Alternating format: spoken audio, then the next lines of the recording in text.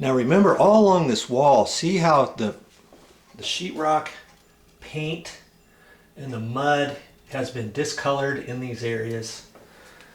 And it was like that all the way down there too, remember? And it went all the way up.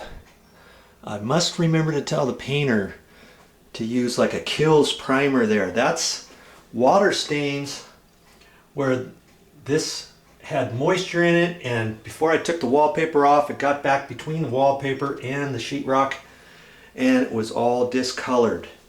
Okay, now you could, if it was worse than that, you could treat that. You could spray that with some Clorox and kill some of that.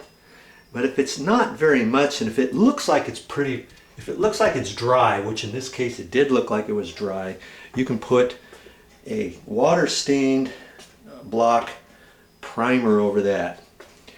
Something like Kills or Ben's or something, you know, you can get it low odor too. Just ask your local hardware store about that and do it right. Now here's something I want to point out. Just because you're covering that with sheetrock mud, quickset, or all-purpose joint compound, do you think, you would think, you know, that that's going to cover your water stain? It's not going to come back and it's going to bond that way, so when you paint it's not going to bleed through. Well, water stains are funny. Most of the time they're going to bleed through no matter what you put up there. You put sheetrock mud up there, quickset, regular primer, 10 coats of paint if you want, and that water stain will probably rear its ugly head at you a few months from now, maybe a year from now, whenever.